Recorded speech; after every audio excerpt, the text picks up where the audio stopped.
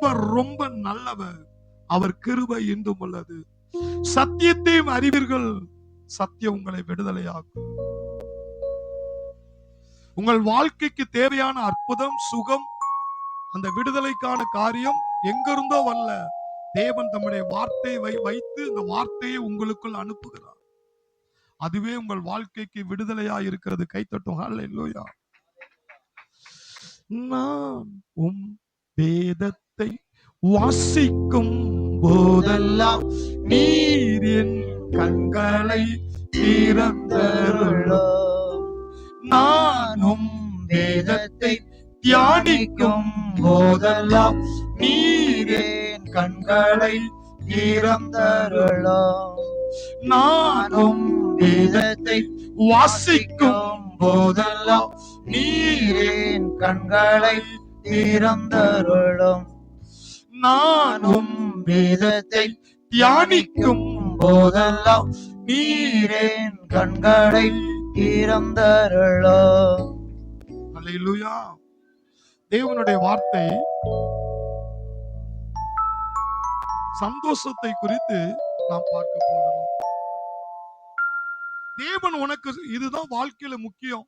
இப்போ ஒவ்வொருத்தருக்கும் இப்ப ஒரு கடன் பிரச்சனை இருந்து வெளியே வரணும் முக்கியம், திருமணம் நடக்கணும் அது முக்கியம், குழந்தை ஒரு முக்கியம், வேலை ஒரு முக்கியம், வீடு வாங்குறது முக்கியம். இதுதான் வாழ்க்கையில முக்கியம் முக்கியம் முக்கியம். இது வந்தவங்கள்ட்ட இருக்கிறவங்கள்ட்ட போய் கேளுங்களேன். ரொம்ப ஹாப்பியா இருக்கீங்களா, ரொம்ப சந்தோஷமா இருக்கீங்களான்னு அவங்களும் ஏதாவது ஒரு பிரச்சனையை சொல்லிக்கிட்டு தான் இருக்காங்க. அப்ப சந்தோஷம் எங்க இருக்கு? சந்தோஷம் எங்க இருக்கு? அந்த சந்தோஷத்தை நீ கண்டுபிடிக்கணும்.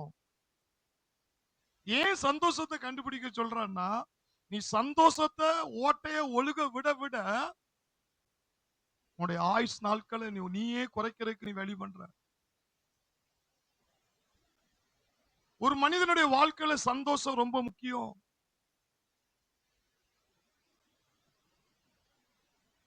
இந்த சந்தோஷம் நமக்குள்ள இருக்கா?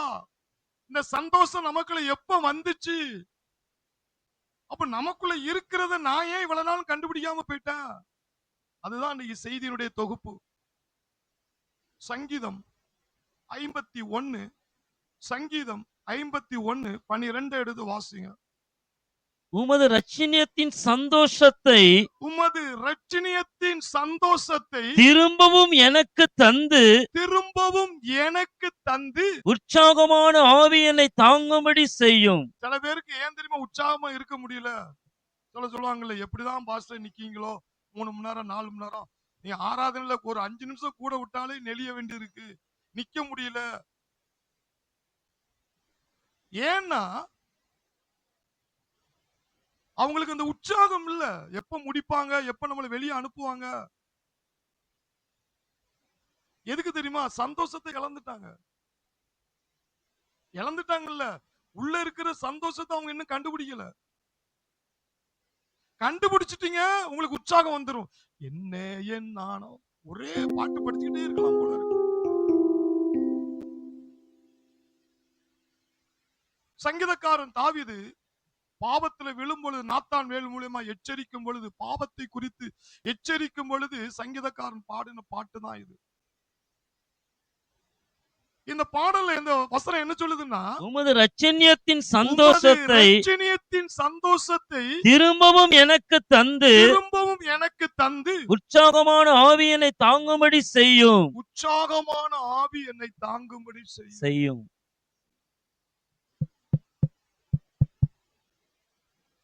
அல்லேலூயா. இந்த சந்தோஷம் எப்ப உனக்குள்ள வந்துச்சுங்கிறத நீ கண்டுபிடி. நீங்க எல்லாருமே ரட்சிக்கப்பட்ட புதுசுல பாருங்க,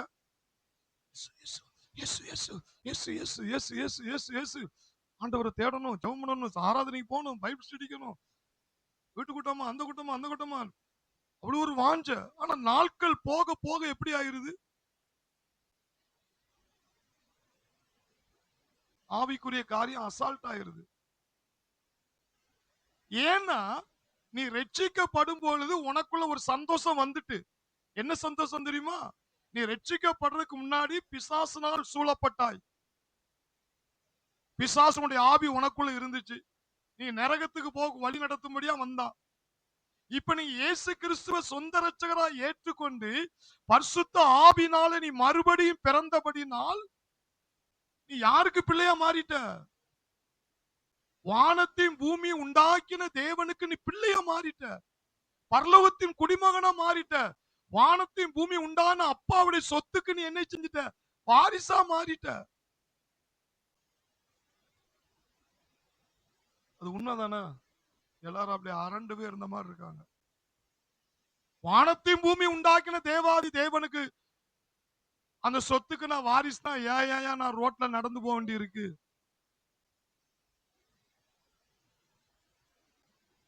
நான் ஏன் ரோட்ல நடந்து போக வேண்டி இருக்கு? ஏன் எனக்கு ஒரு வாகனம் இல்ல? ஏன் எனக்கு ஒரு வீடு இல்ல? ஏன் எனக்கு குடியிருக்கிறதுக்கு வீடு இல்ல? என்னன்னா நீ அதை கண்டுபிடிக்கல. ரட்சணிய சந்தோஷம் அப்படின்னா நீ ரட்சிக்கப்படும் பொழுது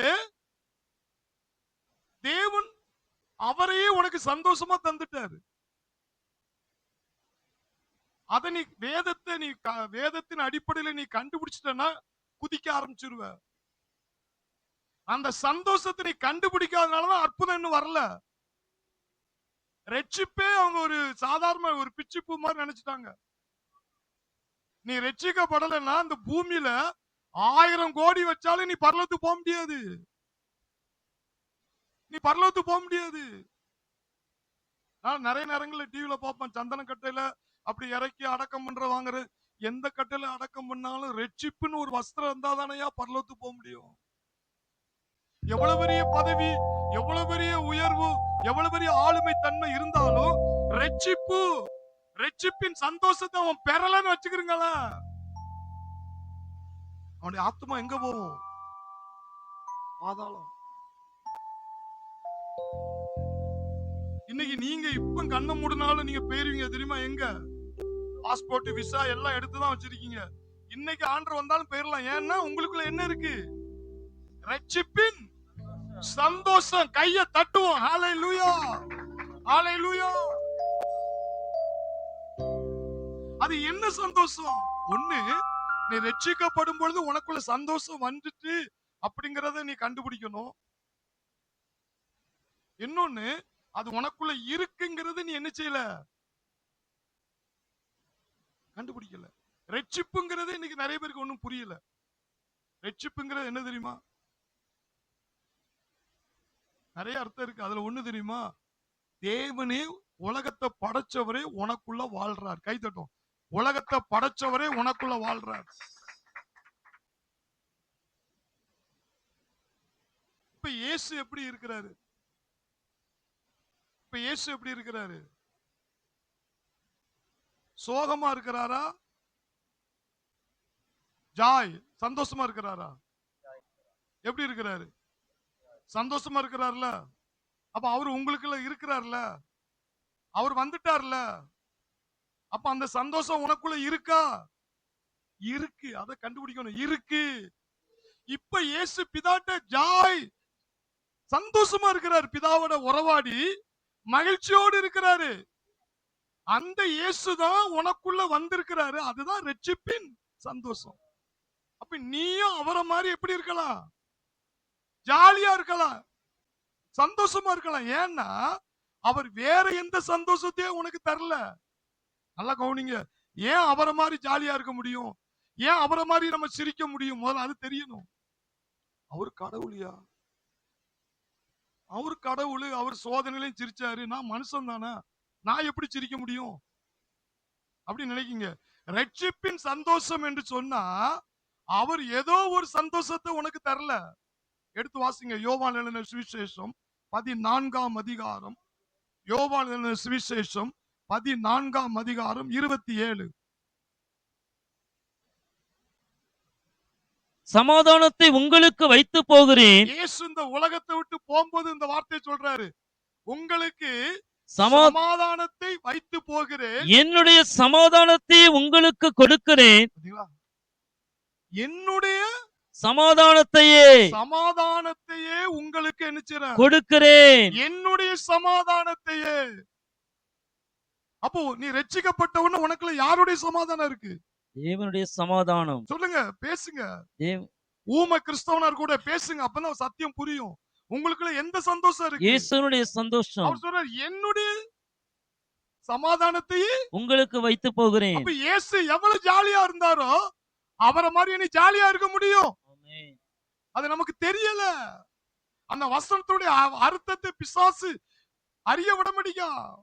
ஆனா இன்றைக்கு கண்ணை திறக்கிறாரு. உனக்குள்ள இருக்கிற என்ன ஜாய் ஜாயின்னு பாடுனீங்களே, என்ன ஜாய்? அது என்ன சந்தோஷம்? என்னுடைய சமாதானத்தையே உனக்கு தருகிறேன். என்னுடைய நான் எப்படி இந்த பூமியில இயேசுவோடு பிதாவோடு வாழும்போது எவ்வளவு ஜாலியா இருந்தேன், எவ்வளவு என்ஜாய் பண்ண. சோதனை வந்துச்சு, வேதனை, எல்லாத்துலயும் நான் மகிழ்ச்சினால வெற்றி கண்டேன். அதே சமாதானத்தை தான் உனக்குள்ள வச்சிரு. அந்த வசனத்தை இன்னொரு முறை திரும்ப வாசிங்க. சமாதானத்தை உங்களுக்கு வைத்து போகிறேன். சமாதானத்தை உங்களுக்கு வைத்து போகிறேன். என்னுடைய சமாதானத்தையே உங்களுக்கு கொடுக்கிறேன். ஏதோ கொஞ்சம் ஒரு பிட்டு துண்ட போடல, என்னுடைய சமாதானத்தையே உங்களுக்கு கொடுக்கிறேன். இதை என்னைக்காவது நல்ல ஆழமா திங்க் பண்ணிருக்கீங்களா? எல்லாரும் பக்கத்துல உங்களை பார்த்து தீர்க்கதரிசனம் சொல்லுங்க. உங்களுக்குள் இருக்கிற சமாதானம் ஏதோ கொஞ்சம் நெஞ்சம் இல்ல.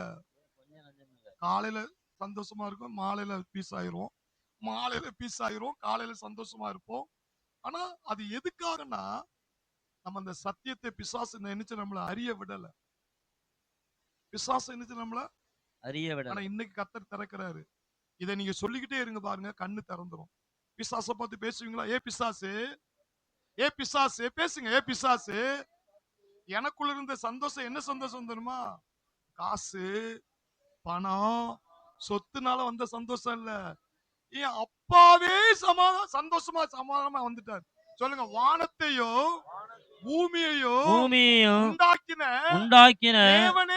தேவனே எனக்குள்ள சமாதானமா சமாதானமா அப்ப இருக்கிறார். அவர் எவ்வளவு ஜாலியா இருந்தாரு, ஆமென். அவர் எவ்வளவு ஹாப்பியா இருந்தாரு. அதே மாதிரி நானும் இருக்க முடியும். There is joy, joy, joy in the presence of the Lord, singing hallelujah, amen. There is joy, joy, joy in the presence of the Lord, singing hallelujah, amen. கர்த்தரை கொண்டாடுவேன், கர்த்தரை கொண்டாடுவேன், களிப்புடன் நடனத்துடன். ஓ கர்த்தரை கொண்டாடுவேன், கர்த்தரை கொண்டாடுவேன், களிப்புடன் நடனத்துடன். Joy, joy, joy in the presence of the Lord, singing hallelujah, amen. Joy, joy, joy in the presence of the Lord, hallelujah, amen. தேவ சமூகத்தில் மகிழ்ச்சியும் சந்தோஷம் உண்டு, பாடுவேன் ஹalleluya, ஆமென். தேவ சமூகத்தில் மகிழ்ச்சியும் சந்தோஷம் உண்டு, பாடுவேன் ஹalleluya, ஆமென்.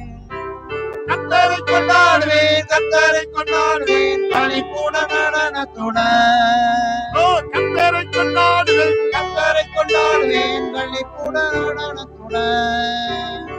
பிசாசு அந்த சந்தோஷத்தை எப்படி திருடுறான்னா, ஏதோ ஒரு வீடு வாங்கினாலேயோ, ஏதோ ஒரு 10,000 20,000 சம்பாதிக்கிறனாலேயோ, ஏதோ ஒரு 5 லட்சம் 10 லட்சம் நீ சம்பாதிக்கிறனாலேயோ, அந்த சந்தோஷத்தில் ஆண்டவர் அதை சொல்லிட்டாரு, உலகம் கொடுக்கிற. அந்த வசனத்தை நல்லா பாருங்க. உலகம் என்னது? உனக்கு பதவி கொடுக்கலாம், வேலை கொடுக்கலாம், சம்பளம் கொடுக்கலாம், வீட்டை கொடுக்கலாம், அதுல ஒரு சந்தோஷம் இருந்தாலும் அதை விட பீட் பண்ற ஒரு சந்தோஷம் என்ன தெரியுமா? உலக ரட்சகரே உனக்குள்ள வந்துட்டார், உலகத்தை படைச்சவரே உனக்குள்ள வந்துட்டார், அவருக்கு நீ பிள்ளையா மாறிட்ட. அது உலகம் கொடுக்கிற சந்தோஷம், சமாதானத்தை விட ஒரு பெரிய சமாதானம். அதுதான் ரட்சணிய சந்தோஷம். அல்லேலூயா. அப்படி சொல்லிட்டு என்ன சொல்றார்? என்னுடைய சமாதானத்தை. அப்படின்னா என்னது? என் பிதாவுக்கு கோடி நன்றி சொல்லணும், அவர்கிட்ட இருக்கிற குமாரனையே எனக்கு சந்தோஷமா சமாதானமா தந்துட்டாரியா. என் பிதாவுக்கு எல்லாரும் கையை தட்டி ஒரு பிரைஸ் பண்ணுமா, ஹalleluya, ஸ்தோத்திரம் ஸ்தோத்திரம் ஸ்தோத்திரம் ஸ்தோத்திரம். இந்த வார்த்தைய யோவான் 17ஆம் அதிகாரத்துல இயேசு பண்ற ஜெபத்துல யூஸ் பண்றார் பாருங்க. யோவான் 17:13. யோவான் 17. இப்பொழுது நான் உம்மிடத்திற்கு வருகிறேன். இயேசு சொல்றாரு, இப்பொழுது நான் உம்மிடத்தில் வருகிறேன். அவர்கள் என் சந்தோஷத்தை நிறைவாய் அடையும்படி இங்க பாருங்க, இயேசுதான் சொல்றாரு, அவர்கள் என் என்னுடைய சந்தோஷத்தை. நிறைவாய் அடையும்படி. அது இன்னைக்கு தொழில நீங்க பெரிய ஒரு 10 லட்சம் 20 லட்சம் ஒரு மாசம் நீங்க சம்பாதிக்க வச்சுக்கிறீங்களா, திடீர்னு தொழில் மேல போகும் கீழே வரும். அப்போ ஒரு நேரம் சந்தோஷம் இருக்கும், ஒரு நேரம் என்ன இருக்காது, சந்தோஷம் சந்தோஷம் இருக்காது. இருக்காது. ஒரு நேரம் புள்ள நல்லா இருக்கும், ஒரு நேரம் புள்ள ஏட்டி கூட்டி பண்ணும். அந்த சந்தோஷமும் நிலைச்சு என்ன செய்யாது, இருக்காது. ஐயா அப்போ சின்ன வயசுல பிள்ளை நல்லா இருந்துச்சு, இப்ப பெரிய வயசுல இப்படி இருந்துச்சு. அந்த சந்தோஷம் மாறிக்கிட்டே இருக்கு. 5 வயசுல ஒரு சந்தோஷம் இருக்கும், 10 வயசுல ஒரு சந்தோஷம் இருக்கு, 20 வயசுல சந்தோஷம் இருக்கு, கல்யாணம் முடிஞ்சதுக்கு அப்புறம் ஒரு சந்தோஷம். இப்படி டிரான்ஸ்ஃபர் ஆகிட்டே தான் இருக்கு, மாறிக்கிட்டே தான் இருக்கு. நிரந்தரம் இல்ல. ஆனா என் இயேசப்பா என்ன சொல்றாரு தெரியுமா, அவர்கள் என் சந்தோஷத்தை நான் ஒரு சந்தோஷத்தை கொடுக்க, அவர்கள் என் சந்தோஷத்தை நிறைவாய் ஒரு கையை அடையும்படி. தட்டுவோம். நிறைவாய் நிறைவாய் நிறைவாய், நிரந்தர சந்தோஷம், நிரந்தர சந்தோஷம். நீ என்னைக்கு ரட்சிக்கப்பட்டாயோ அன்னைக்கு இயேசு உனக்குள்ள வந்தார்ல, ஒரு நிரந்தர சந்தோஷம் இருக்கு. அதை நீ கண்டுபிடிக்காதனாலதான் எனக்கு காசு இல்லையே, எனக்கு வருமானம் இல்லையே, எனக்கு நோய் வந்துட்டு, எனக்கு நிம்மதி இல்லையே, என் பிள்ளை எப்படி இருக்கு, நீ இதைத்தான் பார்த்துக்கிட்டு இருக்கே தவிர, நீ என்னைக்கு ரட்சிக்கப்பட்டாயோ அன்னைக்கு குமாரனே பிதா உனக்கு சந்தோஷமா தந்துட்டாரு. அது நிரந்தர நிறைவான ஒரு சந்தோஷம். கை தட்டும், நிறைவான ஒரு சந்தோஷம். அல்லேலூயா. இதனாலதான் பவுல் அதை கண்டுபிடிச்சனாலதான் பவுல் சிறைக்குள்ள இருக்கும் பொழுதே சந்தோஷத்தை எழுதுறாரு. நீங்க கணவன் மனைவிக்குள்ள சண்டை வந்தாலே பீஸ் ஆயிரும். இன்னைக்கு நான் ஜெபம் பண்ண மாட்டேன், இன்னைக்கு நான் என்ன செய்ய மாட்டேன். ஏன்னா அந்த நிமிஷத்துல சந்தோஷம் என்னச்சு வெளியே போயிட்டு நினைக்கீங்க. நீ என்னைக்கு ரட்சிக்கப்பட்டாயோ அன்னைக்கே குமாரனுடைய சந்தோஷத்தை உனக்குள்ள வச்சுட்டாராம். அது தெரியாதனாலதான் எனக்கு சந்தோஷம் போச்சு, எனக்கு சந்தோஷம் போச்சு, இன்னைக்கு என் மாப்பிள்ளை பேசல, இன்னைக்கு என் மனைவி பேசல, இன்னைக்கு என் பிள்ளை என்ன இன்சல்ட் பண்ணிட்டு அதனால என்னால ஜெபம் பண்ண முடியல, எனக்கு நிம்மதி இல்ல. அது போயிங்க, சாத்தான் உங்களை ஏமாத்துறான்.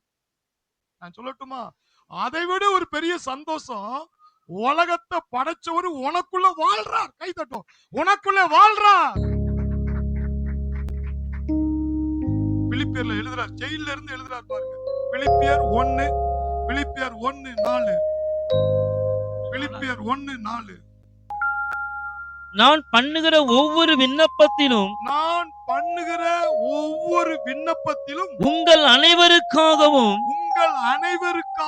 எப்போதும் சந்தோஷத்தோட விண்ணப்பம் பண்ணி. இது எங்க இருந்து எழுதுறாரு, ஜெயிலுக்குள்ள. ஏன் பவுல் அப்போஸ்தலன் மட்டும் அந்த சந்தோஷத்தை அனுபவிக்க முடியுது? அவனுக்கு கண்ணு தெரிந்துட்டு, அவனுக்கு கண்ணு என்ன செஞ்சுட்டு, அவன் ஜெயிலுக்குள்ள இருக்கிறத பார்க்கல, தனக்குள்ள தேவன் சந்தோஷமா இருக்கிறாங்கிறத கண்டுபிடிச்சிட்டான். கை தட்டும், கண்டுபிடிச்சிட்டான். ஹல்லேலூயா. நீ இருக்கிற இடம் ஜெயிலா இருக்கலாம் ஐயா, மோசமா இருக்கலாம், ஆனா உனக்குள்ள ஒருத்தர் வாழ்றாரு. அதை பார்த்துட்டு சந்தோஷத்துல வாழ்ந்துரு.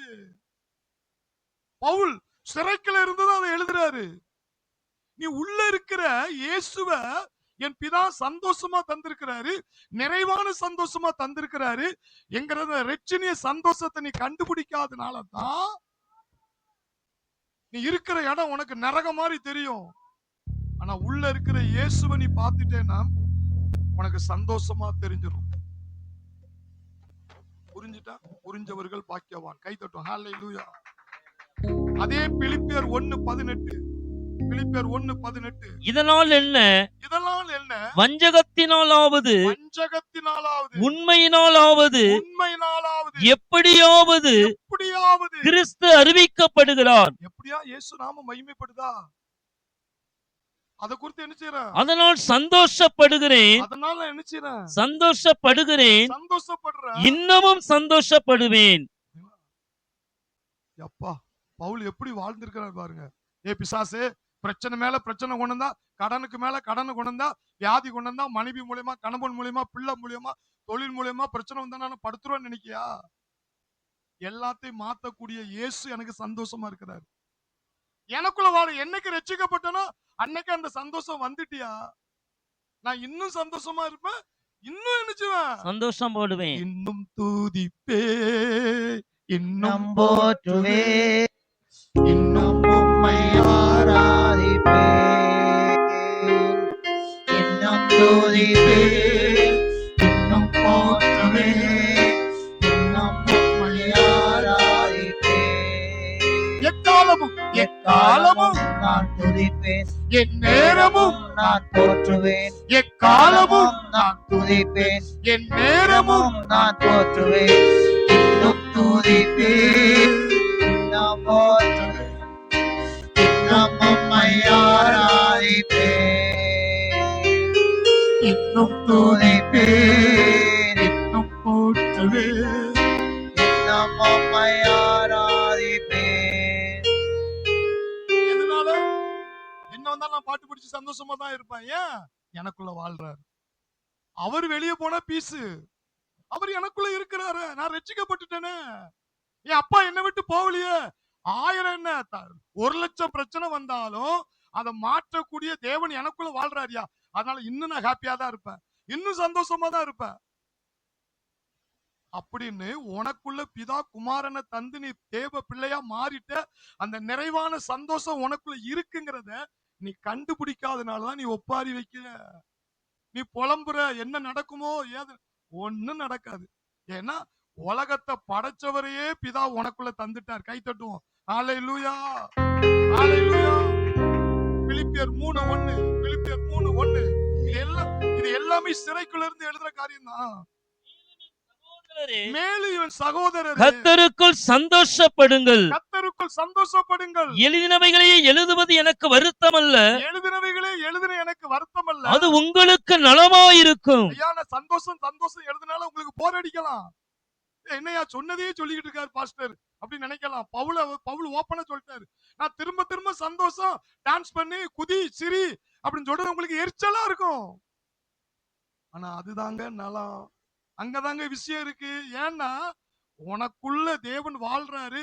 ரட்சிக்கப்படும் போது அந்த சந்தோஷத்தை சமாதானத்தை உனக்குள்ள வச்சிட்டாரு. அது இருக்கு என்கிறத கண்டுபிடிச்சு நீ துதிச்சுக்கிட்டே இருந்து நன்றி சொன்னாலே போதும். அந்த சந்தோஷம் நிறைவாய் வெளிப்படும். பிலிப்பியர் 4:4. கர்த்தருக்குள் சிஎஸ்சில கல்யாண ஃபங்க்ஷன் வந்துட்டாலே ஐயரோல் இந்த வசனம் எடுக்காம விட மாட்டாங்க. கர்த்தருக்குள் கர்த்தருக்குள் எப்பொழுதும் சந்தோஷமாயிருங்கள், சந்தோஷமாயிருங்கள் என்று எப்பொழுதும் சந்தோஷமாயிருங்கள், சந்தோஷமாயிருங்கள் என்று மறுபடியும் சொல்லுகிறேன். மறுபடியும் சொல்லுகிறேன். ஏன் மறுபடியும் சொல்றாரு? நீ ரட்சிக்கப்பட்டவன், உலகத்தை படைச்சோரு உனக்குள்ள வாழ்றாரு. உன் தலையில இருக்கிற ஒரு முடி கூட அவர் சித்தம்லாம் விழாது. உனக்கு ஒண்ணுன்னா அப்பா துடிச்சிருவாரு. அந்த அப்பா உனக்குள்ளதான் வாழ்றாரு. நீ மறுபடியும் பிறந்துட்ட. உனக்குள்ள எல்லா ஆசீர்வாதம் இருக்கு. நீ இன்னைக்கு கண்ணை மூடினாலும் பரலோகத்துக்கு போயிருவ. இதையெல்லாம் பிசாசு அறிய விடாதனாலதான் எதையோ நினைச்சு புலம்பிட்டு கழுதுகிட்டு கர்த்தர் கைவிட்டுரு. எப்படி கைவிடுவாரு? உலகத்துல எத்தனையோ படிச்சவர்கள், அறிவாளிகள், மேதைகள், அவர்களெல்லாம் இருக்கத்தக்கன யூதர்களை இன்னும் ரட்சிக்கப்படாம இருக்காங்க. அறிவுல கில்லாடி இஸ்ரேல் தேசத்துல போய் பார்த்தாதான் தெரியுது. எல்லாரும் சவுத்த முட்டிட்டு இருக்காங்க. இயேசுராஜா வரப்போறார், இயேசுராஜா வரப்போகிறார், இன்பதான் பிறக்க போறாருன்னு. அவ்வளவு பெரிய படித்த அறிவாளிகளுக்கு இன்னும் வேதத்தின் இன்னைக்கு அறிவே இல்லாத உங்களுக்கு எனக்கும் ரகசியத்தை தந்துட்டாரு பாருங்க. இயேசு உள்ள பிறந்திருக்காரு. கை தட்டும். உள்ள வாழ்றாரு, உள்ள வாழ்றாரு. நீங்க எவ்வளவு சாதாரண ஆளா? அதெல்லாம் சந்தோஷம் தெரியாது, அதெல்லாம் சந்தோஷம் தெரியாது. ஒரு 10 லட்சம் இருந்தாலும் சந்தோஷம். ஐயா இந்த சந்தோஷத்தை கண்டுபிடிச்சா உனக்கு வீடு வாசல் சொத்துலாம் நீ தேடி போவ. அது உன்னை தேடியே வரும். கை தட்டும். அது தேடியே வரும். ஹல்லேலூயா. அது உனக்கு எந்தெந்த காலத்துல எது வச்சிருக்கிறத ஆட்டோமேட்டிக்கா தந்துருவாரு. முதல்ல தேவனே உனக்கு சந்தோஷமா உனக்குள்ள வாழ்றாருங்கிறத கண்டுபிடி. ஹல்லேலூயா. இந்த சந்தோஷத்தை ஏன் ஒருத்தன் அணிவிக்கல? இப்ப நீங்க கேட்கலாம், உண்மைதான்யா, எனக்குள்ள வந்துட்டாருயா, வந்து உள்ள அவருடைய சந்தோஷம் இருக்கான்னா எனக்கு ஏன் பிரச்சனை வருது, எனக்கு ஏன் சந்தோஷம் இல்ல அப்படின்னா என்ன அர்த்தம் தெரியுமா? மூத்த அப்போஸ்தலனாகிய பேதுரு சொல்றாரு பாருங்க. 1 பேதுரு 1:8. அவரை நீங்கள் காணாமல் இருந்தும் அவரிடத்தில் அன்பு கூறுகிறீர்கள். இப்பொழுது அவரை தரிசியாமல் இருந்தும் அவரிடத்தில் விசுவாசம் வைத்து சொல்லி சொல்லி முடியாததும் சொல்லி முடியாததும் மகிமையால் நிறைந்ததுமாயிருக்கிற சந்தோஷம் உள்ளவர்களாய் கலிகூர்ந்து.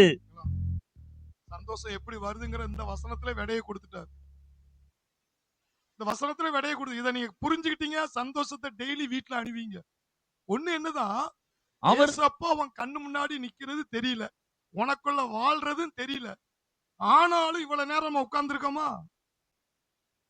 காணாமல் இருந்தும் அவரிடத்தில் என்ன செய்றீங்க? அன்பு கூறுகிறீர்கள். அன்பு கூறுகிறீர்கள். இப்பொழுது அவரை தரிசியாமல் இருந்தும் விசுவாசிக்கிறீர்கள். அவரிடத்தில் விசுவாசம் வைத்து. இந்த ரெண்டும் இருக்கும்போது என்ன வருதா?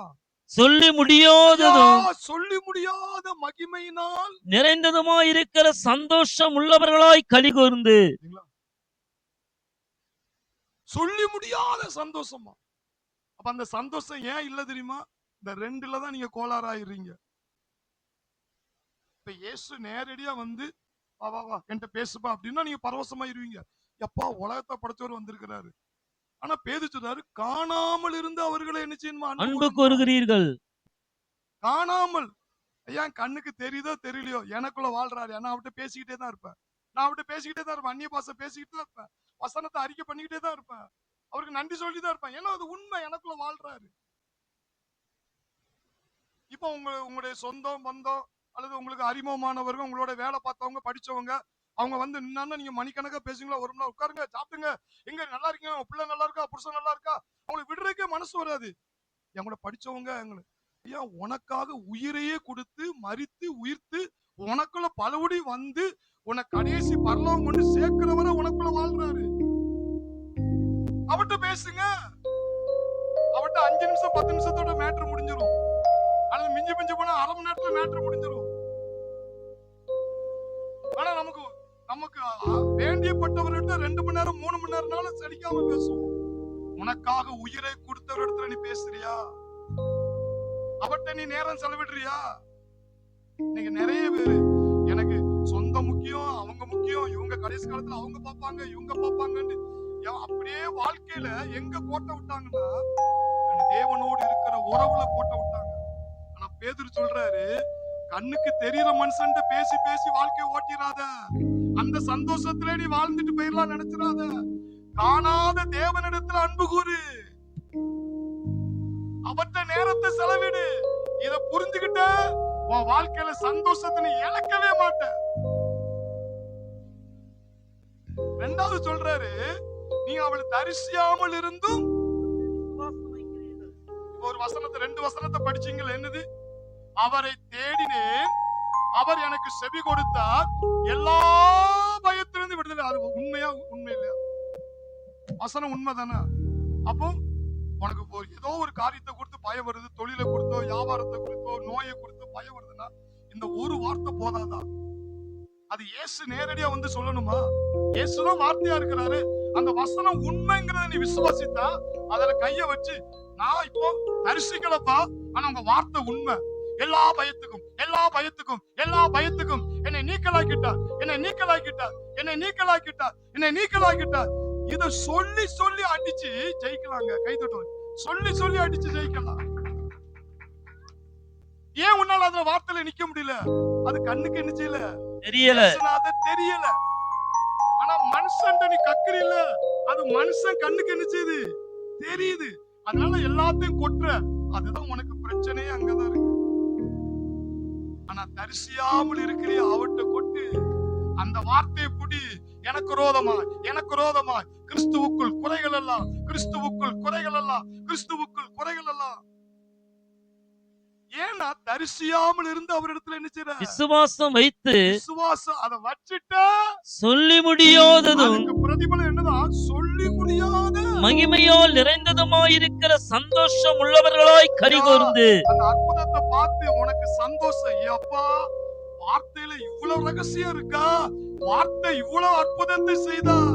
நாளை என்னையினால் அபிஷேகிப்பாரே, என் பாத்திரங்கள் நிரம்ப செய்வாரே. நாளை என்னையினால் அபிஷேகிப்பாரே, என் பாத்திரங்கள் நிரம்ப செய்வாரே. நல்ல மீட்பராவியானவரே, என்னை தாழ்ச்சியின்றி நடத்திடுவாரே. glory, glory, glory. நல்ல மீட்பராவியானவரே, என்னை தாழ்ச்சியின்றி நடத்திடுவாரே. ஆத்துமாவை ஆத்துமாவை தேற்றிடுவாரே. அவர் அற்புதங்கள் காண செய்வாரே. அற்புதம். என் ஆத்துமாவை தேற்றிடுவாரே. அவர் அற்புதங்கள் காண செய்வாரே. நன்மை கிருபை தொடர செய்வாரே. என்னை கர்த்தருக்குள் நிலைக்க செய்வாரே. என் ஜீவனுள்ள உள்ள நாட்களெல்லாம் அற்புதமான நன்மை வார்த்தை. கிருபை தொடர செய்வாரே. என் உயிர் உள்ள நாட்களெல்லாம் நன்மை கிருபை தொடர செய்வாரே. என் உயிர் உள்ள நாட்களெல்லாம் நன்மை கிருபை தொடர செய்வாரே. இந்த வார்த்தை தான் இயேசு. ஆனா அது தரிசிக்க முடியல. ஆனா அது மேல விசுவாசம் வைக்கீங்கல்ல, இதுக்குத்தான் சொல்றாரு, சொல்லி முடியாத மகிமையினால அற்புதத்தை செஞ்சு உன்னை பரவசமாக்கி சந்தோஷத்துல உன்னை நிரப்புவாரா. இத புரிஞ்சுக்கிட்டா வசனத்தை விட மாட்டான். என் தேவன் தம்முடைய மகிமையின் செல்வத்தினார் என் தேவன் தம்முடைய மகிமையின் செல்வத்தினார் என் குறைகளையே கிறிஸ்துவுக்குள் நிறைவாக்கி தந்து glory, விட்டார். glory, glory. என் குறைகளையே கிறிஸ்துவுக்குள் நிறைவாக்கி தந்து விட்டார். ஓ, சிங்கக்குட்டிகள் பட்டினி கிடக்கும் ஆண்டவரை தேடுவதற்கு குறையில்லை. ஓ, சிங்கக்குட்டிகள் பட்டினி கிடக்கும் ஆண்டவரை தேடுவதற்கு குறையில்லை. குறையில்லையே. குறையில்லையே ஆண்டவரை தேடுவதற்கு குறையில்லையே. ஓ, யெகோவாயிரே, யெகோவாயிரே இயேசுவே எனக்கு எல்லாமானார். ஓ, யெகோவாயிரே, யெகோவாயிரே இயேசுவே எனக்கு நமக்கு எல்லாமானார். தெரியாததால விடாத, விடாத, விடாத. யெகோவாயிரே இயேசுவே எனக்கு எல்லாமானார். ஜீவன் யெகோவாயிரே, யெகோவாயிரே இயேசுவே எனக்கு முழு பலனே. ஓ, யெகோவாயிரே, யெகோவாயிரே இயேசுவே எனக்கு மகிமையானார். ஓ, இயேசுவே எனக்கு மகிமையானார். இயேசுவே எனக்கு உயர்வானார். இயேசுவே எனக்கு செழிப்பானார். இயேசுவே எனக்கு ஐஸ்வர்யமானார். இயேசுவே எனக்கு சுகமானார். இயேசுவே எனக்கு ஆரோக்கியமானார். இயேசுவே எனக்கு தீர்க்காயுசானார். இயேசுவே எனக்கு சந்தோஷமானார். இயேசுவே எனக்கு மகிழ்ச்சியானார். பிதா இயேசுவை எனக்காய் தந்து விட்டாரே. ஓ, பிதா இயேசுவை எனக்காய் தந்து விட்டாரே. நான் மறுபடியும் நான் பிறந்து விட்டேனே. இரட்சணிய சந்தோஷத்தை கண்டுபிடித்தேன். இரட்சணிய சந்தோஷத்தை கண்டுபிடித்தேன். உற்சாக ஆவியினால் எழுப்பி விட்டார் என்னை. உற்சாக ஆவியினால் எழுப்பி விட்டார். ஓ, உற்சாக ஆவியினால் எழுப்பி விட்டார். இதாங்க சத்தியம். நம்ம ஒரு நாள் இயேசு எனக்கு நீதியானா, இயேசு எனக்கு மீட்பா, ஒரு நாள் ஆகும். அதுக்கப்புறம் ஒண்ணு நடக்கலையா? ஐயா, அவரை தரிசியாமல் இருந்தாலும் இயேசு வார்த்தையா இருக்கிறார். இயேசு வார்த்தையா இருக்கிறாரு. அந்த வார்த்தையில இருக்கிற ஒரு எழுத்து கூட, ஒரு கமா கூட அழியாதுங்க. இவ்வளவு பெரிய வானம் கூட அழிஞ்சு போகும், இவ்வளவு பெரிய பூமி கூட அழிஞ்சு போகுமா, அவருடைய வார்த்தையின் ஒரு எழுத்து கூட அழியாதுங்க. அப்ப ஆண்டவர் சொல்றாரு, ஐயா நானே உனக்கு சந்தோஷமா, நிறைவான சந்தோஷமா உனக்குள்ள வந்துட்டேன். அதை என்னைக்கா நீ விசுவாசித்திருக்கியா? அதை எதையா நம்புறியா? நம்புனா நீ குதிச்சு டான்ஸ்ல ஆடுவ. நீ நம்பாதனாலதானே ஒப்பாரி வைக்க.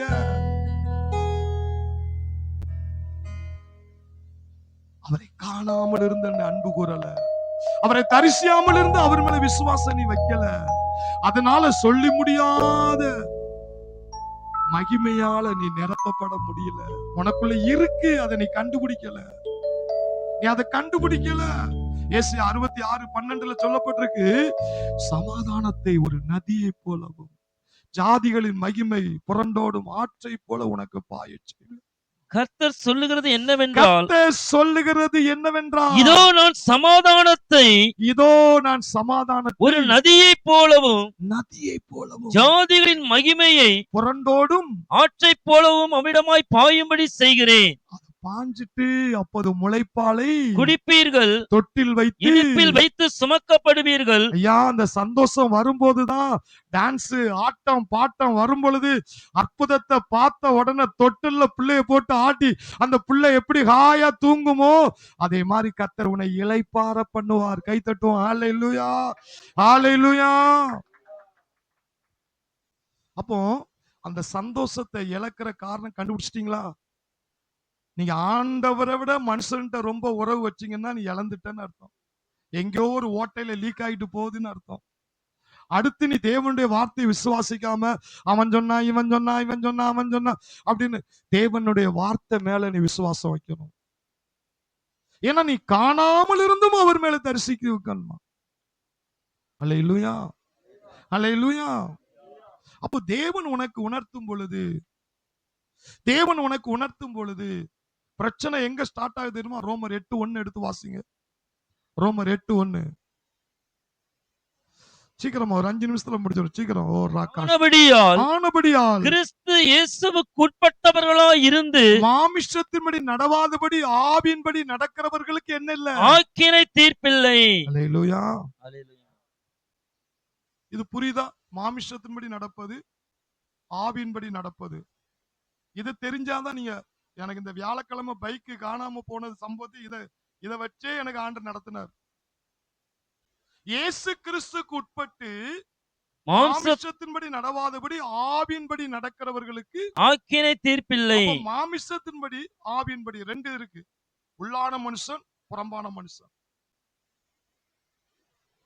இப்ப நம்ம எப்ப பார்த்தாலும் கர்த்தரோடு இசைந்து இருக்கிற, அவரோடு ஒரே ஆவியா இருக்கிற, கர்த்தரோடு இசைந்து 2 ஆவியும் ஒன்னாயிட்டு. அப்ப என்னன்னா என் மனித ஆவியும் தேவாவியும் ஒன்னாயிட்டு உண்மையிலே தொலைஞ்சு போச்சுன்னு வச்சுக்கிறீங்களா? தேவ ஆவியானவர் என் மனித ஆவியில ரெட் லைட் அடிச்சிருவார். போச்சு போ, மிஸ் பண்ணிட்ட. அப்ப நமக்கு தெரியும் வண்டி காணல அப்படிங்க. நான் சேர்ல உட்கார்ந்து தான் இருக்கேன். என் மனித ஆவியை கெஸ் பண்றேன். ஏன்னா இதை வச்சு எனக்கு தெரிஞ்சிடும் போயிட்டு போகல அப்படின்னு. இங்க பீஸ்ஃபுல்லா இருக்கு. அப்ப எனக்கு பீஸ்ஃபுல்லா இருக்கிறதுனால என்ன சொல்றான்னா, அப்ப எவனோ நம்ம வண்டியை மாத்தி எடுத்துட்டு போயிட்டான், திரும்ப அந்த இடத்துல கொண்டு விடுவான் அப்படின்னு நான் கெஸ் பண்றேன். ஏன்னா என் மனித ஆவில ஒரு போராட்டமோ ஒரு பயமோ ஒரு கலக்கமோ இல்ல. ஏன்னா என் மனித ஆவில தேவ ஆவியானவர் இருக்கிறாரு. 6 மணில இருந்து 7:30 மணி வரை அதே ரோட்ல 4 பேர் தேடி இருக்காங்க, வண்டியை காங்கல. நானும் தேடி இருக்கேன், வண்டியை காங்கல. 7:30 மணில இருந்து 8 மணிக்குள்ள நான் வீட்டுல உட்காந்து என்னோட மனித ஆவியை கெஸ் பண்றேன். செல்லுல பார்க்க ஒரு வசனம் திரும்ப உனக்கு கிடைக்கும் அப்படின்னு. அப்போ எனக்கு கூட கொஞ்சம் மனித ஆவி தெளிவா இருக்கு. இருந்தாலும் போலீஸ்ல தகவல் கொடுத்துருங்க, வண்டி மிஸ் ஆயிடுச்சுன்னா அந்த வண்டியை வச்சுட்டு நகை எடுத்துனா நம்ம மேல பிரச்சனை ஆயிரும், உங்களை கேஸ கொடுத்துருங்க அப்படின்னு. அப்ப ஸ்டேஷன்ல போன் பேசிக்கிட்டு இருக்க தக்கனே டேனி வண்டியை உருட்டி எங்க வீட்டுக்கிட்ட வர. ஏன்னா அவன் பிரேயர்ல போட்டு மிகாவேல் தூதனுக்கு போட்டு பிசாசுடைய கையை ஒட்டிக்கிறேன், பாஸ்டர் மேல வச்சிருக்க பிசாசு கையை ஒட்டிக்கிறேன்னு தேவ தூதருக்கு கட்டளை கொடுத்துருக்காங்க. நான் வீட்டுல தூதனுக்கு கட்டளை கொடுத்துட்டு இருக்கேன். திடீர்னு பார்த்தா அவங்க வர்ற அந்த இடத்துல 4 பேர் பார்த்திருக்கோம். அந்த இடத்துல வண்டி கிடையாது. இந்த அரை மணி நேரத்துலதான் அந்த இடத்துல கொண்டு வண்டி கொண்டு விட்டுட்டு போயிருக்கான். எகவா நிச்சய சுரண்டி இருக்கான், அது வரல. கோவத்துல டேங்குடைய கவரை பிச்சுட்டு போயிருக்கான். வண்டியை உருட்டி எங்க வீட்டு வாசல்ல இந்த பாஸ்டர் வண்டி பார்த்தேன்னு உருட்டிட்டு வாசல்ல விட்டான். நான் சைடு லாக் போடாம இருந்திருப்பேன்னு நினைக்கிறேன். கொண்டு போயிருக்கான் வண்டியை. என்ன நடந்தது தெரியல. அந்த இடத்துல எப்படி விட்டான், ஏன் விட்டான்? கண்ணாடியை கலத்திட்டு போனவன், அந்த டேங்க் கவரை பிச்சவன், என் வண்டியை கொண்டு போறதுக்கு ரொம்ப நேரம் ஆகாத எங்கிட்ட உருட்டி ஒரு 2 தெரு தள்ளி கொண்டு விட்டா கூட கண்டுபிடிக்க முடியாது. ஆனா நம்ம இருக்கிற தெருவிலே 10 வீடு தள்ளி விட்டுட்டு போயிருக்கான்னா இது எப்படி நடந்துச்சு? ஏன் டேங்க் கவரை பிச்சான், கண்ணாடி அப்ப திருட முயற்சித்திருக்கான். கடைசி நேரத்துல அவன் மனதை எப்படி மாத்தினா, தேவதூதன் உருட்டி உருட்டி எடுத்துட்டானா என்னமோ தெரியல. ஏன்னா கென்னத்கேனுடைய வாழ்க்கையில் அப்படி நடந்திருக்கு. ஒரு கோட் பேண்ட் ஷர்ட் கோட்டை வச்சுதான் எல்லா கன்வென்ஷன் கொடுத்து போவாராம். அதை துவைச்சு காய போட்டு கன்வென்ஷன் கொடுத்து போயிருக்கான். அதை ஒருத்தன் திருட ஏறி குச்சி திருடிட்டு போயிட்டான். இவர் கேட்டாராம், நான் தேவனுடைய மனுஷன், தேவனுக்கு அடுத்த வட்ட பிரதிநிதி என் கையில தான் அதிகாரத்தை கொடுத்திருக்கிறாரு. நான் இன்னைக்கு மீட்டிங் போகணும், நாளைக்கு என் கோட்டு வந்தாகணும். எதுல இருந்து எடுத்தானோ அந்த கொடியில போடணும் கோட்டை. இயேசுவின் நாமத்தில் தேவதூதனே உனக்கு நான் கட்டளையிடுகிறேன்னு லூக்கா 10:19 தான் பயன்படுத்தி இருக்கிறார். மறுநாள் தூங்கி முழிக்கும் போது அந்த அவர் எதுல காய போட்டாரோ அந்த இடத்துல கோட்டு கிடக்கும். நான் அதையும் சொல்றேன், அந்த கென்னத்கேயின் தேவன் என் தேவன், அந்த கென்னத்கேயின் தேவன் என் தேவன். இயேசுவின் நாமத்தை வண்டி மேல வச்சிருக்க பிசாசை உன் கையை ஒட்டிக்கிற இயேசுவின் நாமத்தினால. கேஸ் கொடுக்கறதுக்கு அவங்க இப்படி எழுதலாம் சொன்னாங்க. சொல்லிக்கிட்டு இருக்கத்தக்கனே வண்டி வந்துட்டு. ஆண்டவர் பாருங்க, தேவ மனுஷர் அந்த இடத்துல நிக்க விடாம தூதன் மாதிரி வந்து வண்டியை கொண்டு எங்க வீட்டு வாசல்ல நிப்பாட்டி போயிட்டான். நம்முடைய தேவன் நல்லவரா இல்லையா? அப்ப நான் எதுக்காக சொல்றேன்னா, இது எதுல சந்தோஷப்படுறது தெரியுமா? என்னுடைய மனித ஆவியில வண்டி காணாம போச்சுன்னா நான் பதட்டமாயிருவேன். ஐயோ வண்டி காணாம போயிட்டா ஐயோ அப்படின்னு. ஒண்ணுமே இல்ல, ஒரு பீஸ்ஃபுல்லா இருக்கு. ஏன்னா அது உள்ள ரெட் லைட் அடிச்சாலே மிஸ் ஆயிரும், ஆனா தெளிவா இருக்கு. அப்ப நம்முடைய ஆவியில தேவன் இருக்கிறாரா இல்லையா? இருக்கிறார்ல, கிடைக்கும், இப்ப வரும் அப்படின்னு அது நம்முடைய மனித ஆவியில இருக்கு. அதுதான் ஆவியில் என்னது? ஆவியில் நடக்கிறவர்களுக்கு ஆக்கினை தீர்ப்பில்லை. போச்சே போச்சே போச்சே. ஏன் ஆண்டவரை செஞ்சீங்க? எதுக்கு செஞ்சீங்க? ஏன் செஞ்சீங்க? நான் என்ன செஞ்சேன்? உமக்கு தானே ஊழியம் பண்ண. ஏன் வண்டியை திருடானா? விசுவாசி வண்டியை திருட மாட்டானா? இப்படி புலம்புறதுக்கு நம்ம நேரம் ஆகுமா ஆகாதா? மாமிசத்தின்படி பார்த்தா மிஸ்ஸிங், ஆவியின்படி பார்த்தா மனித ஆவியில நடக்க போது அற்புதம். அல்லேலூயா. ஆவியின்படி நடக்கிறவர்களுக்கு என்ன இல்ல? ஆக்கினை தீர்ப்பில்லை. ஹalleluya ஹalleluya. அதே மாதிரிதான் நீ ஜெபிக்கலையா, உன் மனித ஆவியில குற்ற உணர்வு வரும். ஏதோ தப்பு பண்றியா, குற்ற உணர்வு வரும். எல்லாரும் குறைவுள்ளவர்கள் தான், தேவனை தவிர நல்லவன் ஒருவன் கிடையாது. ஆனா உங்க மனித ஆவியில தேவன் வாழ்றாரு. அந்த ரட்சணிய சந்தோஷத்தை எப்படி அணிய முடியும்னா, நீ ஜெபம் பண்ணல, ஏதோ ஒரு தவறான காரியம், ஏதோ ஒரு குறை, ஏதோ ஒரு சுட்டி காட்டுறாருன்னா உங்களுடைய மனித ஆவியில ஒரு பண்ணுவாரு. நீ தேவன்கிட்ட பேசுறதை விட உலக நண்பர்கள்ட்ட பேசுற, சொந்த பந்தங்கள்ட்ட நேரங்கள் செலவிடுற, நீ ஆண்டவர்கிட்ட செலவிடல. உன்னுடைய அழைப்பு என்ன? நீ தீர்க்கதரிசி, நீ போதகர், நீ அப்போஸ்தலர், நீ ஒரு உலகத்தான மாதிரி இருக்கலாமா?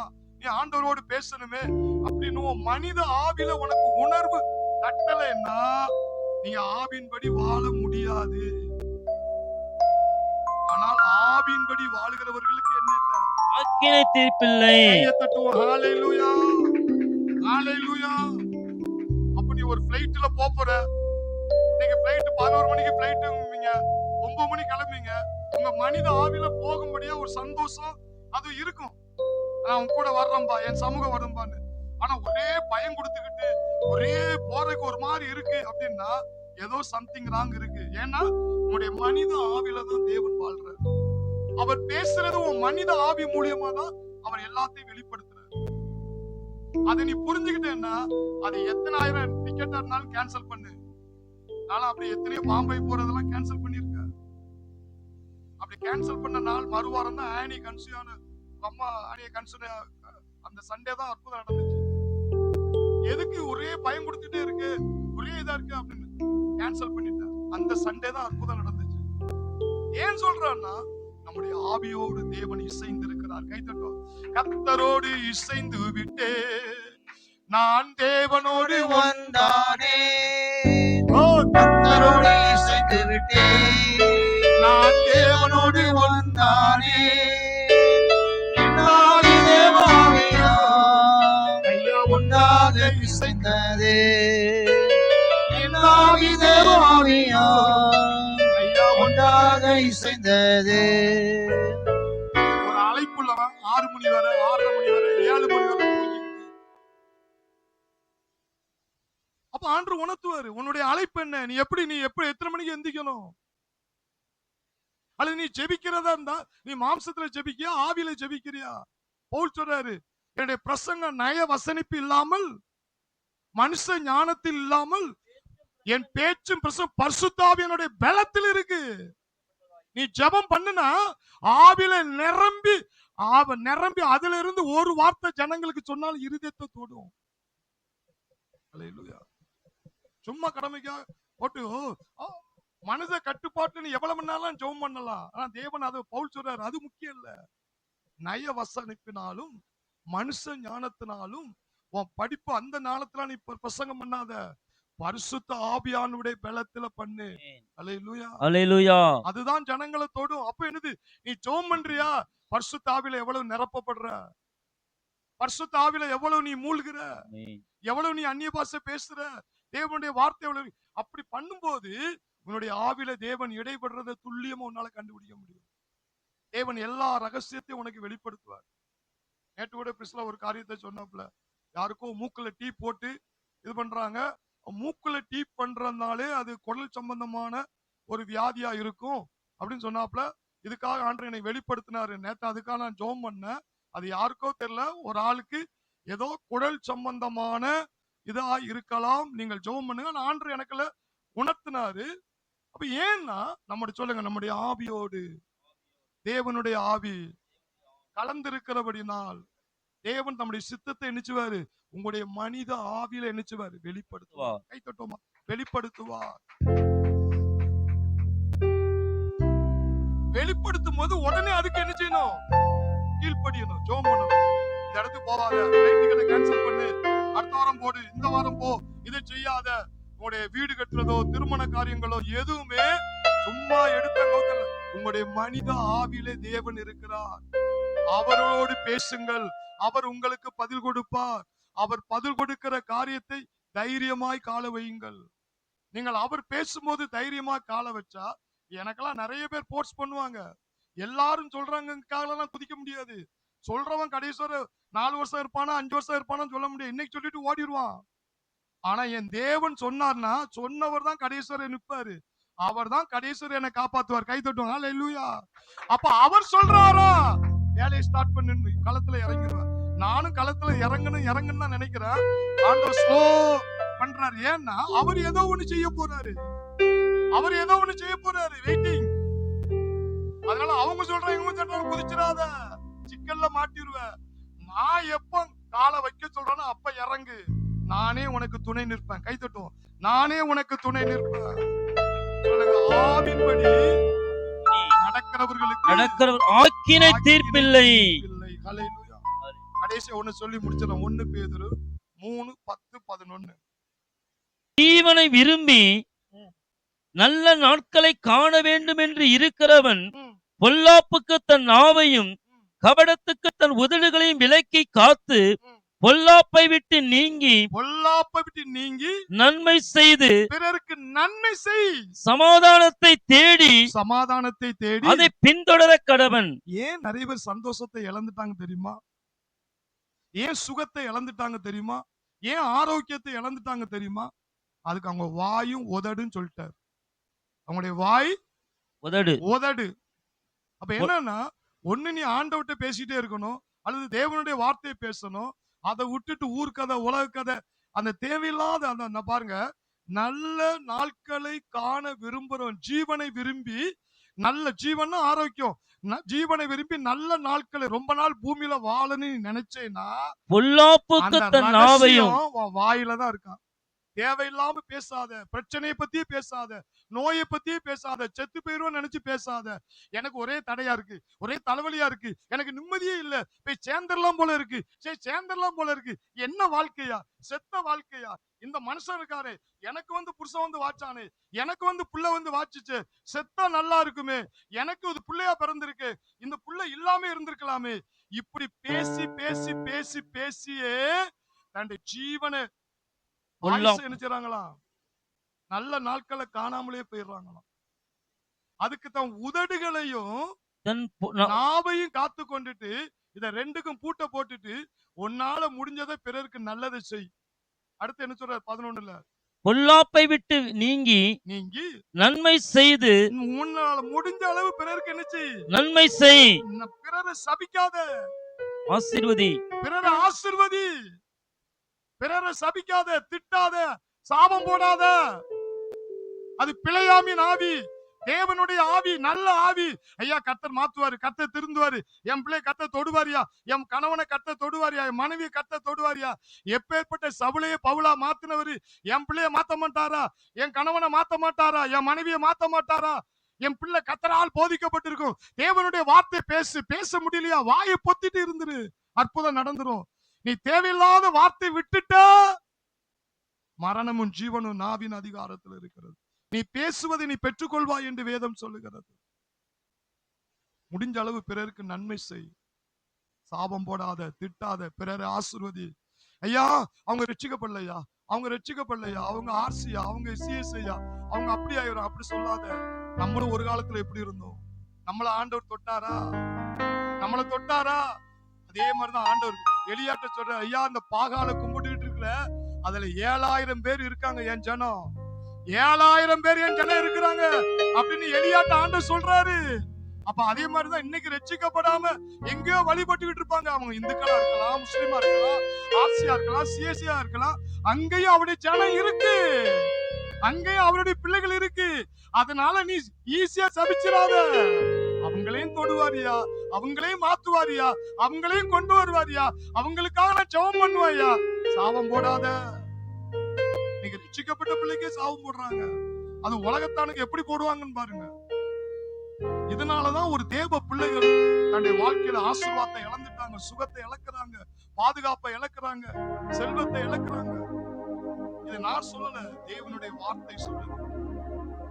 கண்களை மூடு. ஓ ஜீசஸ், ஜீசஸ். நன்றி ஆண்டவரே, நன்றி ஆண்டவரே, நன்றியோடு துதிக்கிறேன். சங்கீதக்காரன் தாவீது சொல்றான், ரட்சிப்பின் சந்தோஷத்தை எனக்கு திரும்ப தந்து உற்சாக ஆவினால் என்னை தாங்கும்படி செய்யும், உற்சாக ஆவினால் என்னை தாங்கும்படி செய்யும். ஆண்டவர் உன்னை என்னை தெரிந்து கொண்ட நோக்கம் பிறரை சபிப்பதற்காக அல்ல, பிறரை சாபம் போடுவதற்காக அல்ல. பிறரை ஆசீர்வதி, உன் பிள்ளையை ஆசீர்வதி, உன் கணவனை ஆசீர்வதி, உன் மனைவி ஆசீர்வதி.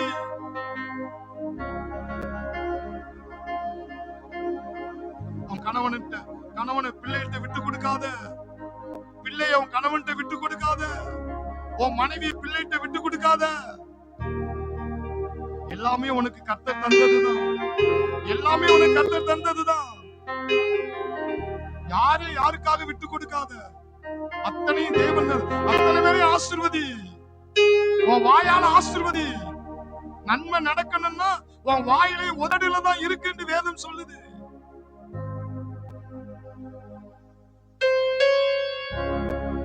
என்ன சொல்றாரு? என்னுடைய சமாதானத்தை உனக்கு தர்றேன்பா, என்னுடைய சமாதானத்தை உனக்கு தர்றேன்.